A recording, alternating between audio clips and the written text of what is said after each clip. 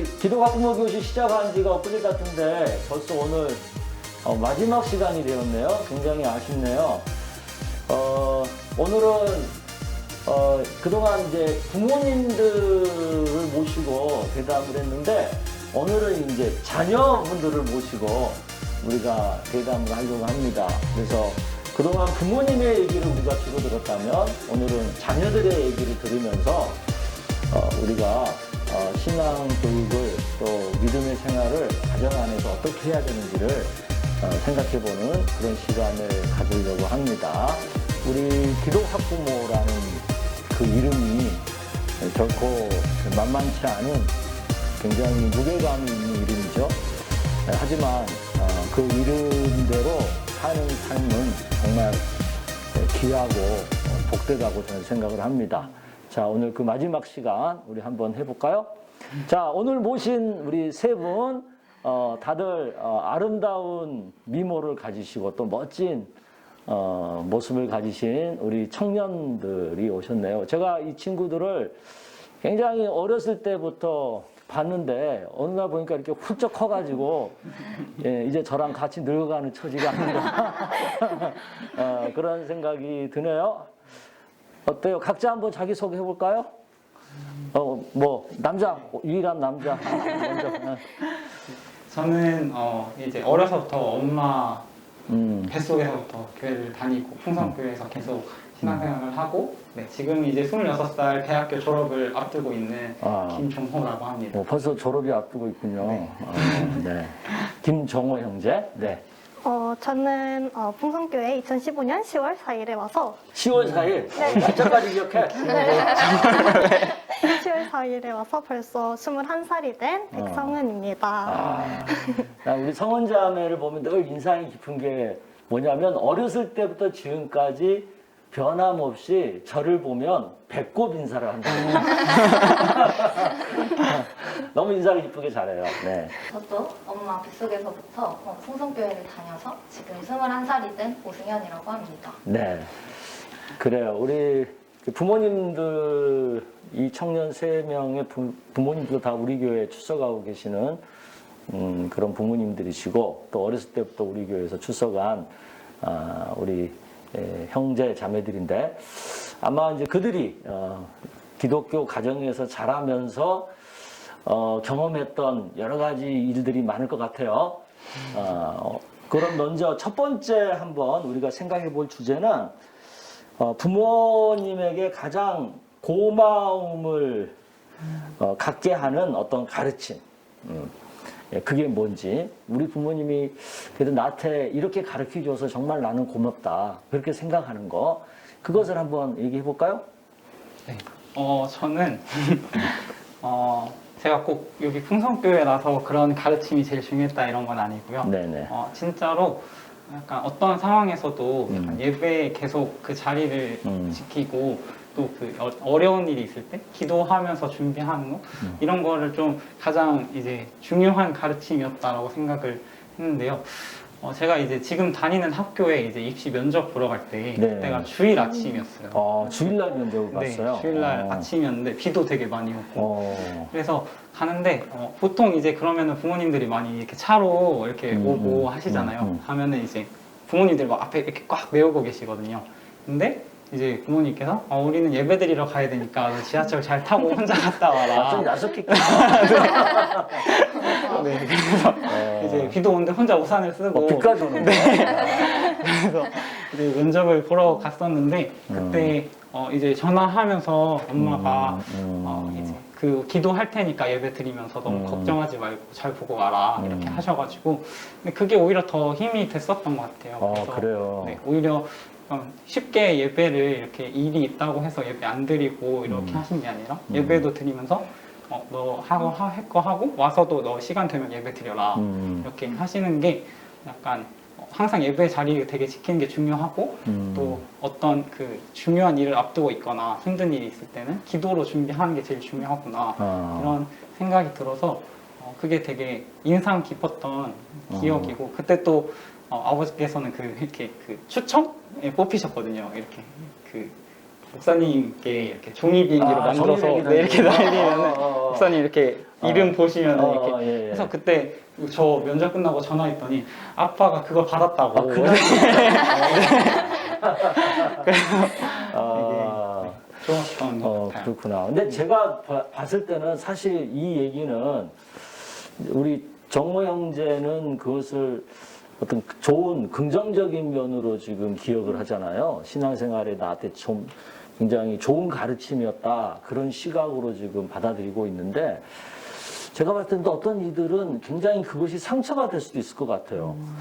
뭐 이렇게 중요한 대학 입시 면접인데 그것도 비까지 오는데 어떻게 부모라는 사람이 나를 데려다 주지도 않고 교회 예배 보러 간다고 나를 이렇게 할 수 있어. 막 이렇게 그 상처로 받을 수도 있는 부분이거든요. 네. 그러니까 똑같은 사건이지만 그것을 어떻게 보느냐에 따라서 이렇게 다를 수도 있다. 일단 제가 봤던 정호 형제의 마음밭이 참 훌륭한 것 같아요. 그렇죠? 맞아요.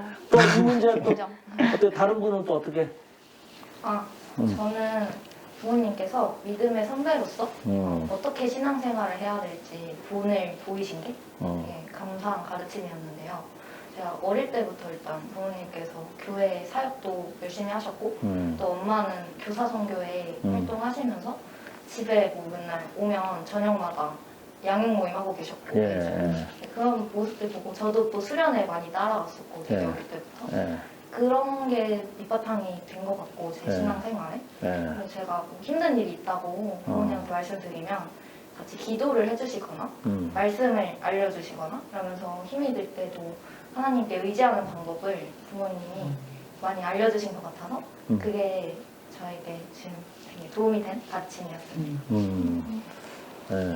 그 부모님, 어머니, 아버님이 굉장히 우리 교회에서 열심히 신앙생활 하시는 분 중에 한 분인데 그 어떻게 보면은 그 부모님들의 우선순위가 그 다른 것보다도 신앙생활에 있는 분들이잖아요. 그것이 좋아 보였어요? 근데 왜 별 생각 없었던 것 같아요. 그냥 매주하고 있으니까 제가 그러니까 그것 때문에 왜 나를 신경을 덜 쓰지? 이렇게 그런 생각을 안 생각하지는 해봤어요? 않았던 것 그런 같아요. 생각 안 해봤어요? 네. 그렇구나. 저는 우리 부모님이 굉장히 신앙생활 열심히 하셨거든요. 근데 사실은 저는 그 모습이 우리 승연자매처럼 이렇게 좋게 받아들여지지 않고 뭐 이렇게 일수를 저렇게 요란하게 믿어. 또 심지어는 뭐 이렇게 광신적으로 믿어. 나는 사실 그 청소년 10대 때 조금 그런 생각을 사실 했던 것 같아요. 그래서 약간 제 신앙생활에 좀 그때 방황기를 좀 겪었던 것 같은데 우리 승연자매는 또 오히려 그게 부인한테 굉장히 좋은 가르침의 모습으로 기억이 됐다는 게 확실히 사람은 다르구나 그런 생각이 드네요. 네, 자. 저는 아까 목사님이 자기소개 할 때도 말씀하셨지만 부모님이 인사하는 걸 되게 중요하게 여기셨어요. 그래서 항상 거의 웬만하면 손이 비어 있으면 항상 배꼽 인사하고. 한번 배꼽 인사 해볼래요?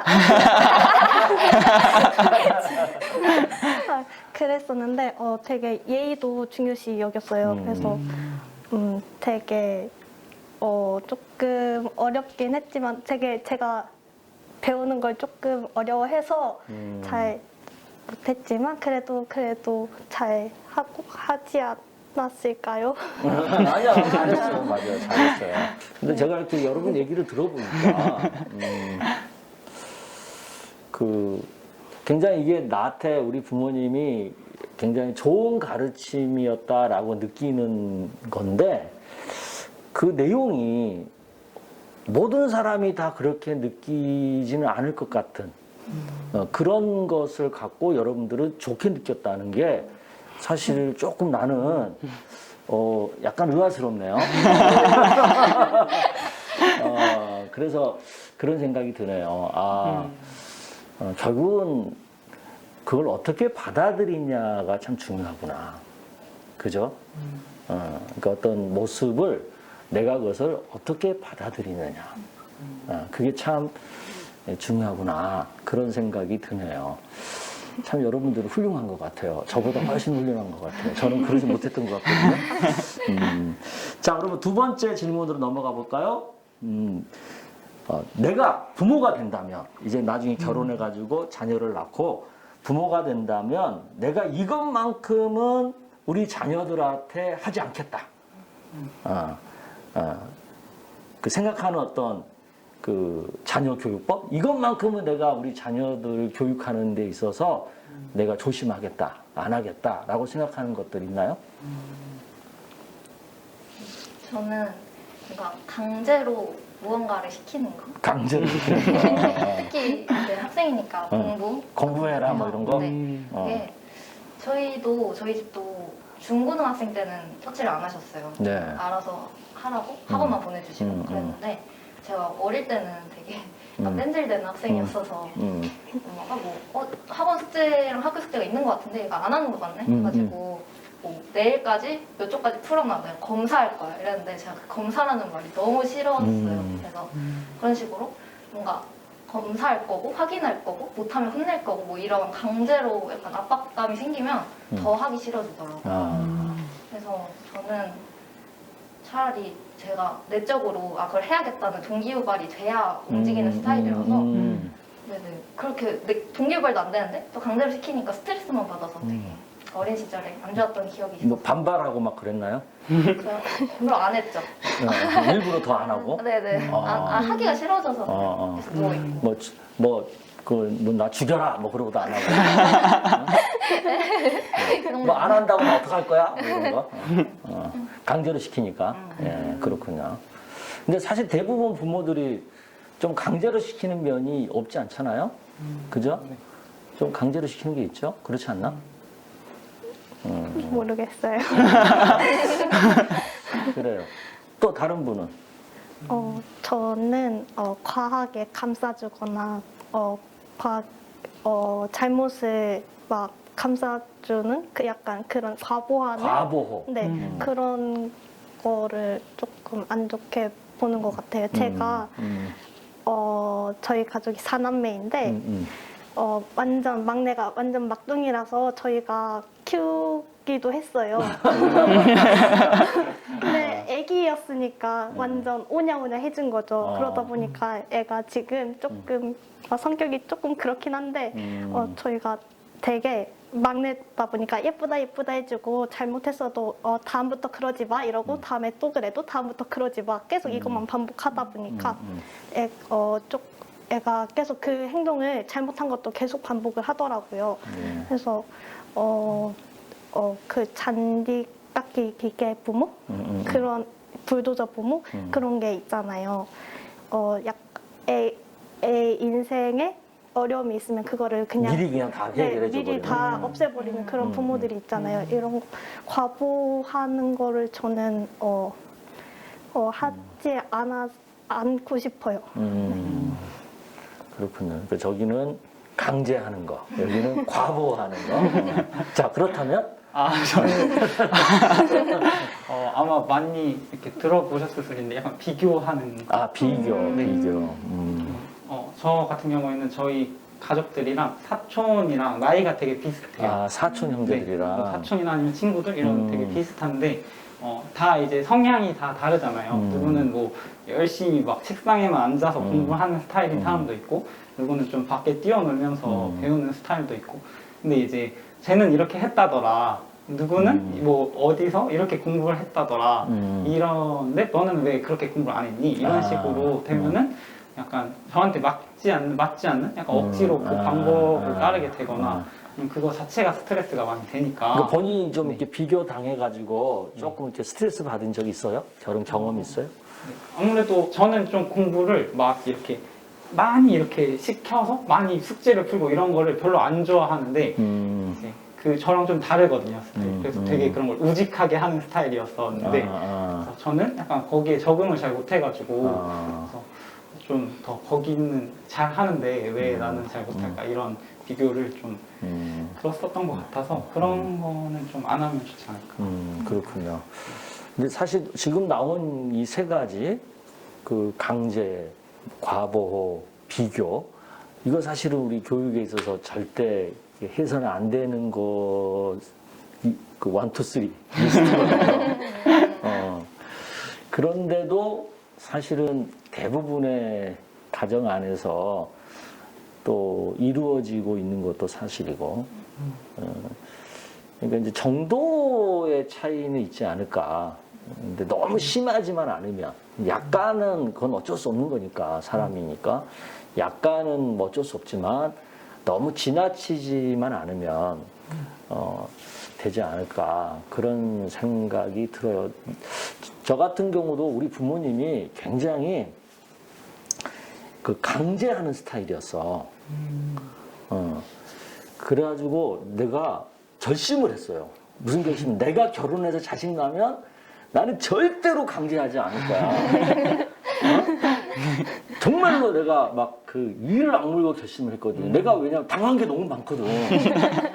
그런 데 있잖아요. 놀라운 게 뭐냐면, 우리 아들이 나처럼 내 부모가 강제한다고 느끼더라는 거야. 그러니까 나는 안 한다고 결심하고 그래가지고 안 한다고 노력했는데 의외로 또 우리 자녀는 또 여전히 강제한다고 느끼더라는 거지. 예. 그래서 그게 참 쉽지 않은 것 같아요. 근데 우리가 많이 이렇게 스스로 자기 성찰을 하지 않으면 자기도 모르게 부모로부터 그 경험한 것을 그대로 자식한테 그대로 물려주는 경우가 참 많다. 그런 생각이 들어요. 그러니까 여러분도 강제할 가능성이 높고 과보할 가능성이 높고 비교할 가능성이 높다는 거 명심하도록 하세요. 네. 그 다음에 우리 세 번째입니다. 자신의 성장에 가장 큰 영향을 끼친 것. 자신의 성장에 가장 큰 영향을 끼친, 그게 뭐 긍정적인 영향이든 부정적인 영향이든 상관없어요. 가장 큰 영향을 끼쳤다고 생각되는 거. 그 얘기를 한번 해볼까요? 저는 이게 가장 큰 영향이 끼친 게 뭘까 생각하다가 그냥 제일 먼저 생각나는 게 제일 큰 영향이겠다 해서 어린 시절을 좀 생각을 해보면 이제 가족들이랑 같이 놀러 다니는 거 그리고 같이 시간을 보냈던 거 이런 게 제일 기억에 많이 남더라고요. 많이 놀러 다녔어요? 네, 그래서 저희 아버지께서 약간 이렇게 캠핑이나 근데 막 이렇게 비싼 캠핑 도구 이런 건 아니었어요. 그냥 좀 가까운 뭐 강화도나 이렇게 가까운 데를 많이 갔는데 그런데 많이 데리고 다니시고 좀 듣도 보도 못한 음식 같은 거를 이렇게 막 해주시고 물론 실패하실 때도 있었지만 네, 맞아요. 이 집 아버님이 요리를 잘해. 요리에 관심 있으시더라고. 맞아. 네. 그래서 좀 새로운 것도 많이 먹고 좀 이렇게 뭐 빙어 낚시 이런 거 하러 갔고 그런 경험들이 약간 기억에 많이 남더라고요. 그 아빠가 굉장히 자녀한테 시간을 내주려고 많이 노력을 하셨네요. 네. 그래서 지금 생각해보면 약간 그런 경험이 있어서 좀 어디 이렇게 새로운 사람들 만나거나 새로운 환경 같은 데 가는 거를 되게 좋아하고 네, 그런 거 좀 걱정하지 않는 것 같아요. 그래서 그런 게 좀 그런 영향이 있는 것 같아서 네, 저한테 좀 그런 큰 영향이 있지 않았나. 새로운 환경 적응을 비교적 잘하겠네요. 근데 좀 하는 걸 좋아해요. 그래서 뭐 그런 해외 봉사 같은 데도 막 가고 싶고 어디 막 여행이나 이런 거 많이 가는 것도 많이 좀 경험해보고 싶고 많이 보고 싶고 이런 게 많이 있는 것 같아요. 그렇구나. 그 겉으로 풍기는 것은 그런 것 같지 않은데 그 내면은 그러네요. 부모님이 경험시켜준 것들이 큰 도움이 된 것 같네요. 자, 또 누구 할까요? 저는 생각을 해봤을 때 각 시기별로 약간 시련이 왔었는데 본인이? 네, 저에게. 근데 그걸 견뎌내니까 뭔가 마음이 많이 성장한 것 같아서 초등학교 때는 친구들과 관계에 어려움이 막 왕따 당하고 그런 게 있어요? 약간. 그리고 중학교 때는 반장을 맡았었는데 반 친구들이 너무 기가 세가지고 말을 안 들어? 네, 말도 안 듣고 선생님도 신경 안 쓰시고 다들 반장한테 저한테 막 왜 이렇게 힘이 없어 보이냐 그랬던 중학교 시절과 고등학생 때는 학업 스트레스 같은 걸로 스트레스를 많이 받았었는데 그럴 때 초등학교 중학교 때는 좀 부모님이나 친구들이나 선생님한테 의지를 좀 했던 것 같아요. 저 너무 힘든데 어떻게 해야 되냐고 그래가지고. 근데 고등학생 때는 그때는 힘들 때 가장 먼저 하나님을 찾게 됐었거든요. 왜냐면 학교에만 갇혀 있으니까 제가 야자까지 했었으니까 큐티책을 가져와서 그때 네, 그냥 말씀을 읽은 게 가장 위로가 됐어요. 본인한테. 네. 그래서 그때 그렇게 학업 스트레스가 거의 3년 내내 있었는데 그때 좀 하나님 의지하는 방법을 배우면서 그걸 통해서 많이 성장한 것 같아요. 그 고등학교 때 하나님 의지하는 방법을 배웠다는 것은 굉장히 그 의미가 크네요. 그 나이에 그거 배우는 거 쉽지 않거든. 네. 저는 어린 시절을 교회에서 되게 많이 생활했다는 게 가장 큰 영향을 끼친 것 같은데 되게 어릴 때부터 교회에 있었으니까 교회 가면은 어른들이 되게 저를 예뻐해 주셨어요. 이뻐할 만해. 그래가지고 교회에 있는 게 너무 즐겁다는 걸 그때부터 느껴서 중학생부터는 여기 와서부터는 거의 금요일, 토요일 계속 교회에서 생활을 하는 걸 지금까지 반복하고 있는 것 같은데 그래서 교회에서 계속 생활을 하고 고등학교도 미션 스쿨을 가게 돼서 계속 친구들도 기독교인 친구들이고 만나는 사람들도 다 그렇다 보니까 지금 제 가치관 형성에도 도움을 줬던 것 같고 성격도 이렇게 만든 것 같습니다. 그래요. 난 사실은 우리 성은이 고등학교 때 그 고3인데도 맨날 교회 나 걱정했어. 야 저러다가 저 대학 못 가면 어떡하나. 근데 대학을 가더라고. 내가 너무 기특하고 너무 감사했어요. 그래요. 저마다 이제 본인이 느낄 때 나는 이런 것이 참 나에게 큰 인생을 사는데 도움이 됐다. 이제 이런 생각을 하고 있죠. 그죠? 하고 있는데, 나 같은 경우는 있잖아. 나 같은 경우는, 뭐가 내 인생을 사는데 가장 큰 도움이 됐을까? 이렇게 생각을 해보면, 아팠던 것들 있잖아.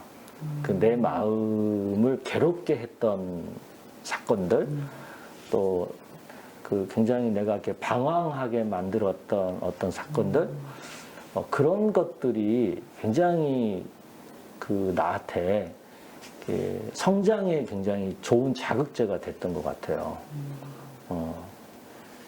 뭐 이렇게 나는 대학을 떨어져 본 경험도 있거든요. 그러면 대학을 떨어져 본 경험. 또 젊은 날에는 뭐 이렇게 이성교제를 하잖아. 그 이성교제를 하다 보면은 그 이성교제가 깨져버린 실현당한 경험도 있을 수 있잖아요. 그런 거.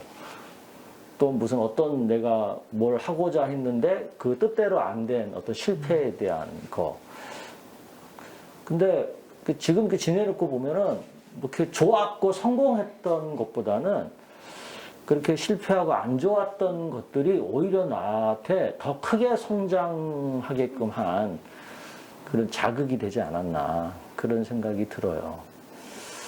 그래서 나는 우리 젊은 친구들이 좀 이렇게 어렵고 뭐 잘 안 되고 또 어떤 건 뭐 실패도 할 수도 있고 그런 것들을 이렇게 오히려 좀 나를 더 성장시킬 수 있는 자양분으로 삼을 줄 알면 좋겠다. 그런 생각을 해요. 그러면 우리 이제 네 번째 질문인데, 지금 지금 아직은 좀 애매하긴 하겠다. 진로가 아직 결정된 건 아니잖아. 네. 그래도 어떻든 그래도 대학이라고 하는 것을 지금 선택을 했고, 학과라는 걸 선택을 했으니까 어떤 그런 진로 선택에 있어서 나름대로 나에게 영향을 끼쳤던 것들, 그런 것들을 한번 생각을 해볼까요? 저는 지금 사회복지학부 사회복지학과 전공을 하고 있는데, 제가 원래 어릴 때부터 그냥 남을 도와줄 때 되게 그 사람이 내 도움으로 기뻐하고 행복해하면 저도 기뻐하고 행복해하는 그런 타입이었어요. 그래요. 그래서 이거를 혹시 직업으로 삼을 순 없을까? 그 생각을 했단 해가지고 그냥 막연히 사회복지사가 돼야겠다 싶어서 그냥 사회복지사가 돼야지 그냥 이랬어요. 고3 초반까지만 해도 그냥 아무 생각 없이 사회복지사가 될 거야 이랬는데 고3이면 대입 준비를 해야 되잖아요. 그래서 그때부터 전공에 대해서 조금 더 생각을 해보게 됐죠. 그래서 복지도 분야가 다양하잖아요. 그 분야 중에서도 내가 뭘 좋아하는지도 아직 몰랐는데 지금 교회에서 영아부 교사를 하고 있던 게 제가 아이들을 되게 많이 좋아하더라고요. 그래서 아동 청소년 이쪽에 관심이 많더라고요. 그래서 고3 때 그렇게 고민을 하다 보니까 사랑받지 못하는 아이들에게 사랑을 아주 듬뿍 주고 하나님의 사랑을 알려주고 가족이 되어주고 싶다 그런 비전을 갖게 됐어요.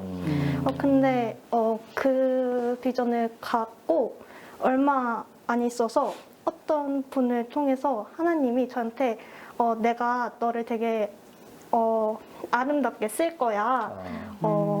되게 지혜로운 엄마가 되게 할 거야. 이런 식으로 말씀하시더라고요. 그래서 그분이 항상 감사하고 기도하라고 그러시더라고요. 그분은 근데 저의 비전에 대해서 모르는 분이었어요. 그래서 이런 식으로 하나님이 때때로 계속 찾아와서 제 진로에 반영을 하신 것 같아요. 그러니까 순간순간 네네. 그때 이런 환경, 이런 사람, 이런 경험들이 내 진로에 이렇게 영향을 끼쳤다. 어떤 뭐 결정적인 무슨 사건이 있었던 것보다는 네, 맞아요. 그렇죠. 예. 또 저는 그 작년에 제가 이제 그 교회에서 또 지원도 받고 해서 평안국이라는 그 NGO에서 맞아. 정호 형제는 교회에서 받은 혜택이 많아. 본인이 또 그만큼 열심히 했으니까 그런 거죠. 그래서 그 갔었는데 네. 여기가 되게 좀 다양한 분야의 사람들이 왔거든요. 다 크리스찬이기도 하고. 이제 그래서 저는 그때 미국 갔었죠? 네, 미국에 네. 열흘 동안 갔었는데 처음에는 이제 일정을 받았는데 관광은 거의 없고 뭐 강의, 교육 이런 게 나도 그때 보니까 빡세더라. 네, 가득 차 있더라고요. 그래서 이게 진짜 놀러 가는 건 아니구나 이런 생각을 하고 갔었는데 그래서 가기 전에 거의 한 3달? 한 2주에 한 번씩 가서 교육 듣고 그리고 나서 이제 열흘 동안 갔었는데 그 사람들을 다양하게 보니까 생각을 다 다르게 듣고 나이도 되게 천차만별이었거든요. 그래요? 완전 신입생부터 30이 넘어가시는 분들 이미 현직에서 일하고 계시는 분들까지 그래서 그런 분들 경험을 직접 들으니까 더 도움이 많이 됐고 저는 이제 원래 국제물리학과 전공인데 사회복지를 복수 전공하거든요. 그렇구나. 네.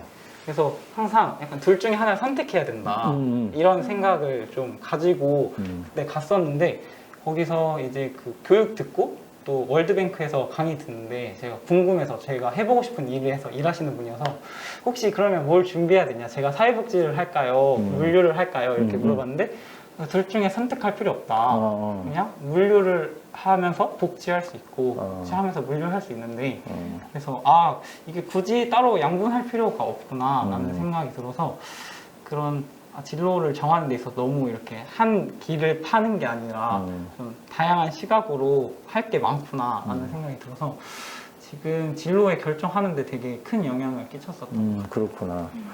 그게 이제 요새 흔히 그 말하는 융합과 통섭이라고 하는 거죠. 요새 트렌드가 그렇잖아요. 근데 이제 사실 우리 교회에서 우리 그 젊은 친구들에게도 우리 청소년들에게 자꾸 이렇게 꼭 교회 안에서의 행사뿐만 아니라 외부적인 바깥의 프로그램도 자꾸 경험을 시켜주는 이유는 뭐냐면 그런 어떤 다양한 경험을 통해서 그걸 융합하고 통섭하는 가운데 뭔가 자기만의 진로를 결정하는 데 도움이 될 수 있거든요. 그런 이유 때문에 그런 걸 최대한 많이 여러분들에게 해주려고 교회가 많이 노력하고 있죠. 네, 그런 면에서 이제 혜택을 받은 사람이죠. 네. 그래요. 떠요. 네. 저는 지금 국어교육과에 국어교육과. 그래서 고등학생 때까지는 국어교사를 꿈꿨다가 지금은 2학년이라서 되게 진로 고민이 많을 시기거든요. 그래서 계속해서 국어교사로서의 길을 갈지 뭐 복수 전공을 통해서 다른 진로도 생각해 볼지 이런 고민을 하고 있고요. 국어 교사라는 그래서 일단 그 꿈이 생겼었으니까 국어 교사라는 꿈을 갖게 된 계기는 저는 첫 번째로 흥미와 적성을 찾았었는데 학생 때 가장 많이 접할 수 있는 직업이 교사잖아요. 그래서 저는 선생님들을 좋아하는 학생이었고 그리고 국어도 좋아했었고 또 친구들한테 가르칠 수 있는 멘토링 할 기회도 되게 많았는데 그럴 때 재밌었거든요. 네. 그래서 국어 교사가 돼야겠다 이렇게 생각을 했었고 또 두 번째로 고려했던 게 세상에 어떤 영향을 미칠 수 있을까 생각했을 때 교사는 충분히 사회에 기여할 수 있는 직업이라고 생각을 했어요. 학생들을 가르치고 그때 선한 영향을 미치면 또 학생들이 좋은 사회 일꾼이 될 수 있으니까 그런 생각 때문에 국어교사를 꿈꿨었는데요. 네, 지금은 고민 중에 있습니다. 그래요. 진로를 고민할 수밖에 없죠. 네. 근데 진로 선택은 참 쉽지 않은 것 같아요. 흔히들은 네가 좋아하는 거 해라. 뭐 네가 잘하는 거 해라. 뭐 거기에 네 앞길이 있다. 뭐 이런 거 사실 우리 책에서 많이 보고 뭐 즐겨라. 뭐 이런 얘기 하는데 실질적으로 그것을 나한테 적용하려고 하다 보면 쉽지 않아요. 제가 요새 지금 대학교를 다시 편입해서 다니고 있거든요. 내가 선택한 과가 뭔지 아세요? 내가 요새 다니고 있는 학과가 미디어 커뮤니케이션 학과예요. 그게 옛날로 말하면 신문 방송학과야. 근데 내가 왜 그 과를 선택했는가를 내가 생각을 해봐요. 그게 왜냐면 내 고등학교 시절에 막연히 내 마음에 그런 게 있었어. 뭐 이렇게 뭐 PD 할까? 또 무슨 뭐 기자 할까? 이런 생각이 있었거든요.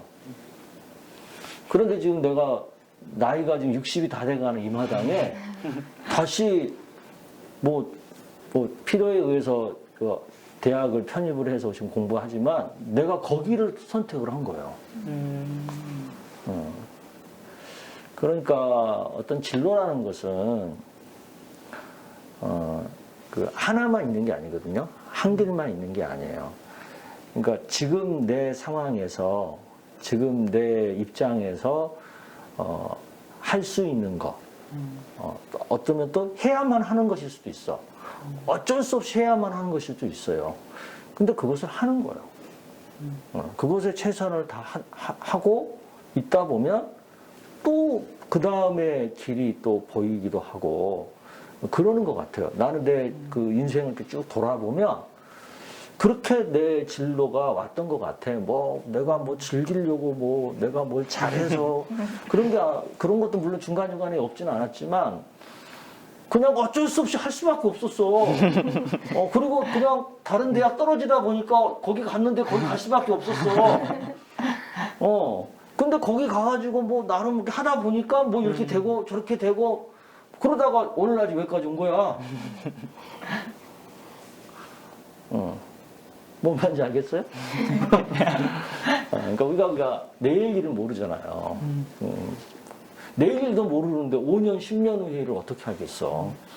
근데 가장 확실한, 지금 내가 할 수 있는 가장 확실한 것은 현재 내가 해야만 하는 것, 현재 내가 어쩔 수 해야만 하는 것, 그것에 최선을 다하는 것이 최선이다. 나는 그런 얘기를 해주고 싶어요. 자, 우리 이제 드디어 마지막 질문입니다. 여러분들은 보니까 다 모태, 소위 말해서 모태신앙? 모태신앙은 아니고. 모태신앙인데, 그런 믿는 가정에서 태어나서 믿는 부모님들의 사랑을 받으면서 자랐잖아요. 그러면 이제 자연스럽게 신앙 교육이라는 것을 경험을 했을 거예요. 그것에 대해서 내가 이제 부모가 되면 나는 앞으로 내 경험에 비추어서 내 자녀에게는 이렇게 신앙 교육을 했으면 좋겠다 할 거야. 그렇게 생각되는 것들이 있으면 한번 얘기해 볼까요? 저는 뭔가 교육 이라고 해서 이렇게 막 가르쳐주고 그런 것도 중요하지만 약간 몸소 보여주는 거 몸소 보여주는 거. 같다는 생각이 들었어요. 뭔가 항상 이제 부모님이 뭐 말씀 묵상해라 이렇게 하시는 게 아니라 하고 계시는 모습을 보면 아 저게 해야 되는 건가 보다 이런 생각이 들게 되잖아요. 그리고 뭐 금요철야에 가서 기도하시는 모습을 보고 아 기도를 해야 되는구나.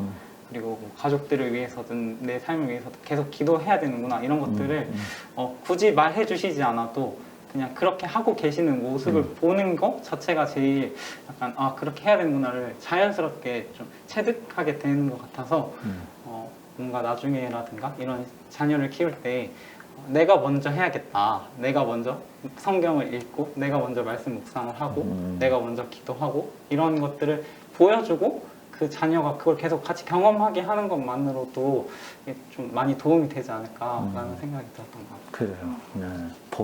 그러니까 그런 말 있잖아요. 자녀는 부모의 뒷모습을 보고 자란다.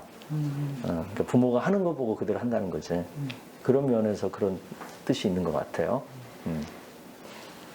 저도 오빠랑 조금 비슷한데 저는 말로 교육하는 것과 행동을 하는 것이 다르지 않아야 된다고 생각해요. 언행일치가 네. 돼야 된다. 만약에 참 어려운 거죠. 만약에 예배 시간에 지각하면 안 돼 이렇게 교육을 해놓고 같이 예배 시간 매주 지각하는 모습을 보이면은 이 아이는 예배는 뭐 지각해도 되겠지 이런 생각을 가지게 되잖아요. 그래서 스스로 본을 보이고 스스로 훈련을 하면서 아이한테 아이가 나를 진짜 잘 따라올 수 있도록 그렇게 교육하는 것이 중요하다고 생각합니다. 네. 저도 오늘 비슷한 내용인데 저는 세 가지를 생각해봤는데 첫 번째로는 세 가지다. 첫 번째는 똑같이 부모가 먼저 모범을 보이는 거.